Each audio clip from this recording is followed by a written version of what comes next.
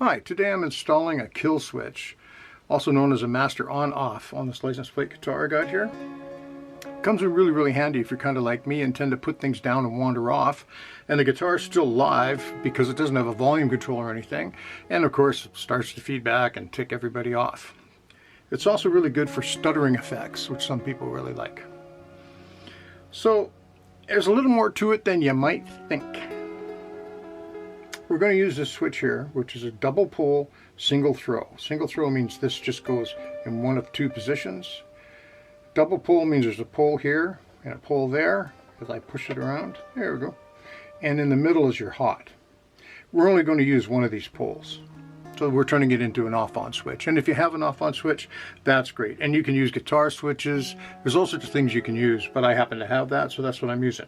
We're also going to use a lock washer. And we have a stabilizing washer, which has a little nib on it.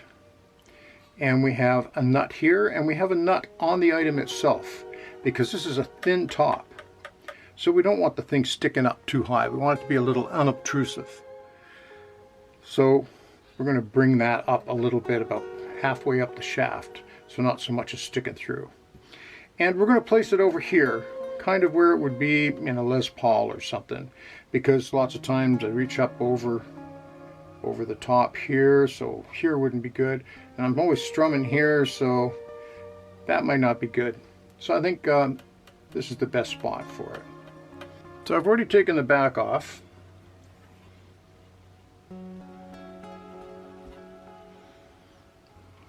As you can see, it's a pretty nice, neat, clean job. So we're talking about putting the switch up in here. You don't want to drill a hole right up against the wood. You want to bring it in a little bit, like, you know, around there. Now it's best if you find the right size drill, and calipers are something that are pretty affordable.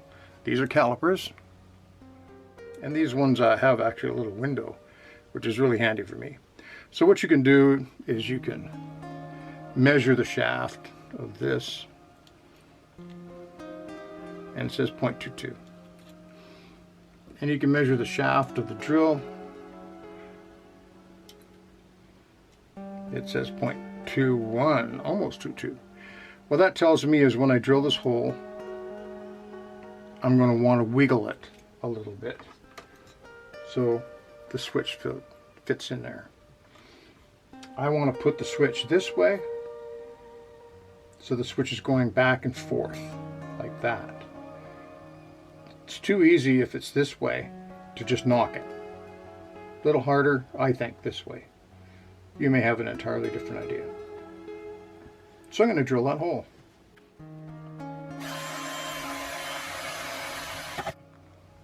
A little chisel here, just to take the edge off it. Get a bit there. Works pretty good.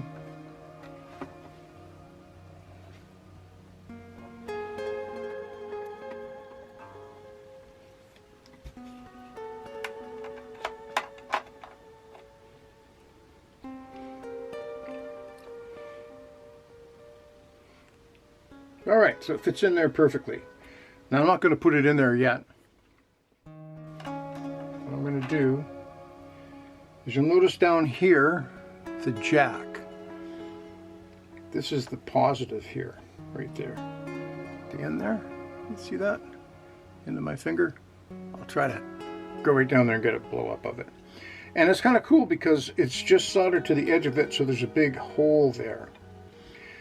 Because what we're going to do, this being a kill switch, a lot of people you see on the internet, whatever they say, you just interrupt the ground or the positive.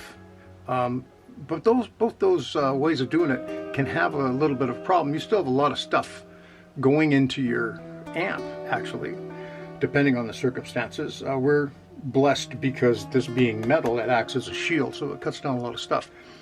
When you turn off a volume control on a guitar, it shorts the guitar out. A lot of people don't realize that, but it actually shorts the guitar out completely. It doesn't hurt the amp, it just shorts the guitar out. So for a kill switch, that's the best thing to do.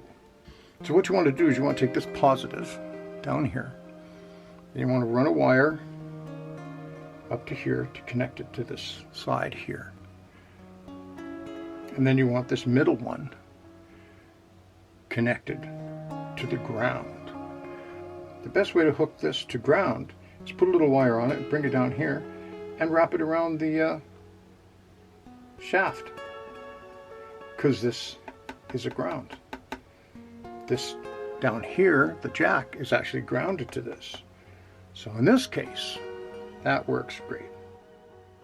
Handy thing to have for doing this kind of stuff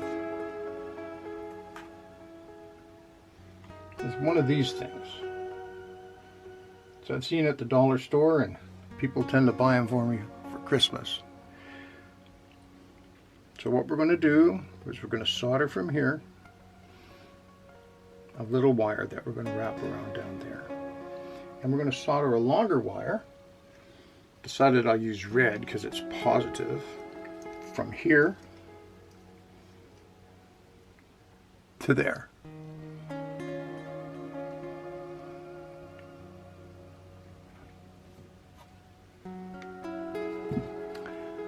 These are also dollar store wire strippers.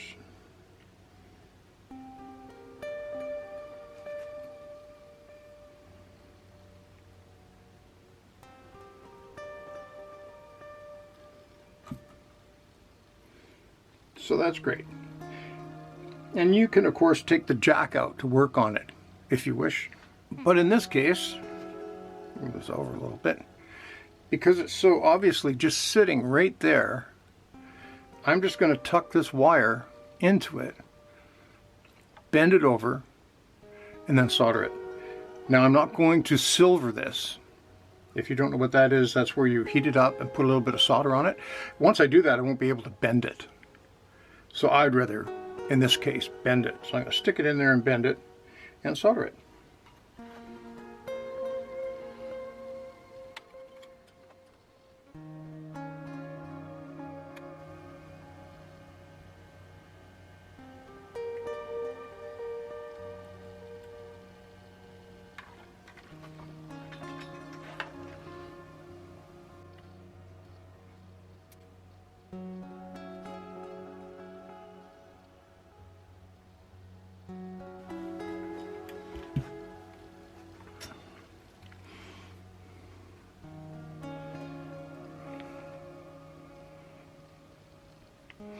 So hopefully you can see my little switch here. I've got the bared wire coming from the middle one, and I've connected the hot to the switch there.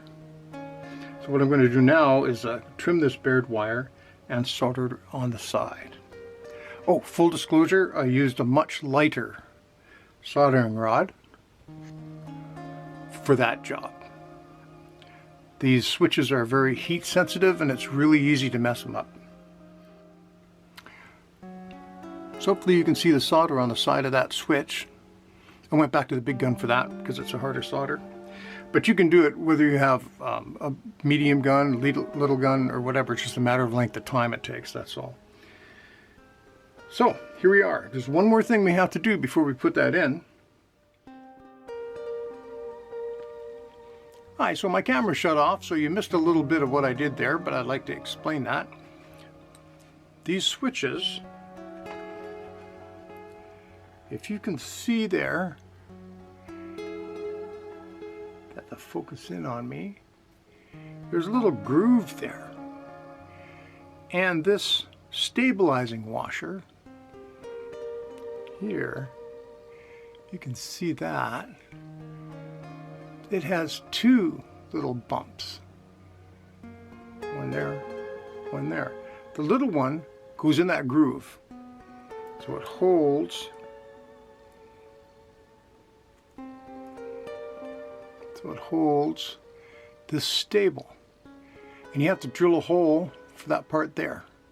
So I took my calipers, I measured that distance, measured it on the instrument, drilled a little hole, and then everything was ready to go together.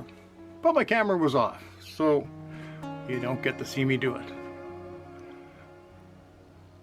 But there it is, all set to go. So now, it is the big test.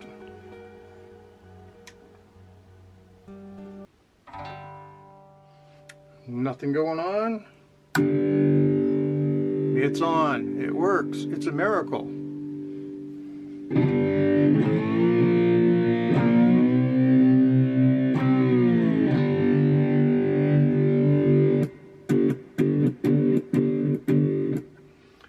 There you go.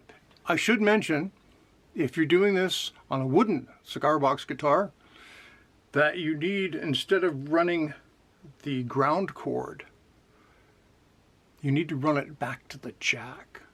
I know it seems like you're shorting out your guitar, and you are, and that's what a volume knob does, or volume potentiometer. It actually shorts out your guitar. It doesn't hurt anything. That's how it works, and that's how you get the cleanest, quietest off sound. Have a great day. Bye.